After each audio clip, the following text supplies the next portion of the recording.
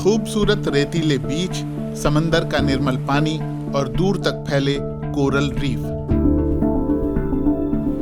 इसीलिए बहुत से लोग मालदीव की तरफ खींचे चले आते हैं। लेकिन जलवायु परिवर्तन की वजह से ये छोटा सा देश खतरे में है।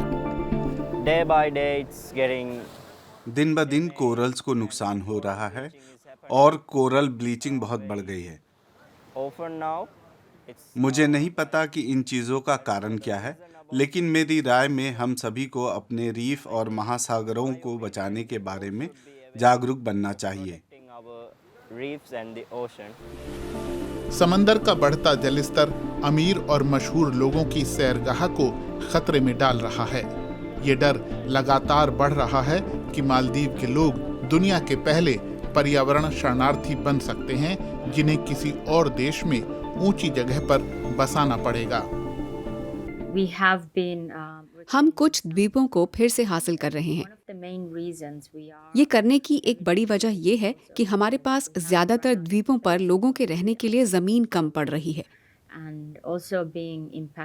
तटीय कटाव और तटीय बाढ़ का भी हम सामना कर रहे हैं। हम सोच रहे हैं कि कैसे बदली परिस्थितियों के मुताबिक खुद को ढालें। जलवायु परिवर्तन की वजह से पृथ्वी का तापमान बढ़ता जा रहा है, जिसकी वजह से ध्रुवों पर हजारों साल से जमा बर्फ पिघल रही है। इससे समुद्र का जलस्तर बढ़ता जा रहा है और महासागरों में बसे कई द्वीपों पर डूबने का खतरा मंडरा रहा है। इसी महीने प्रशांत महासागर में बसे छोटे से देश तुवालू ने ऑस्ट्रेलिया के साथ एक समझौता किया है।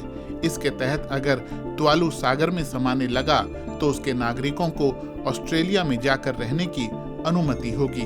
कुछ ऐसा ही खतरा मालदीव पर भी मंडरा रहा है। लेकिन देश के नए राष्ट्रपति मोहम्मद मुइज़ू ने लोगों को कहीं और ले जाने की योजना को खारिज कर दिया है। वो खतरे में पड़े तटों को बचाना चाहते हैं। उनकी योजना समुद्री दीवार बनाने के साथ साथ द्वीपों को ऊंचा करने की भी है, समुद्री जलस्तर से ऊंचा। उन्होंने वादा किया है कि किसी भी देशवासी को अपनी मातृभूमि नहीं छोड़नी पड़ेगी। मैं साफ साफ कहता हूं कि हमें न कोई जमीन खरीदनी पड़ेगी, न किसी देश से किराए पर लेनी होगी।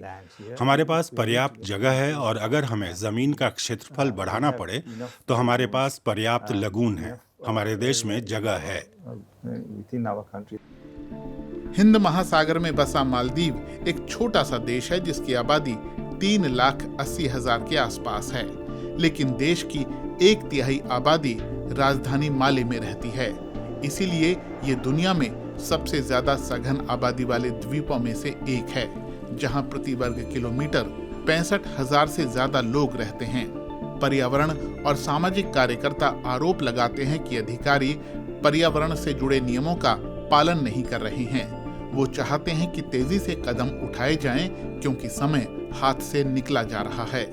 मालदीव के लोग महसूस कर रहे हैं कि खतरा लगातार उनके दरवाजे पर दस्तक दे रहा है।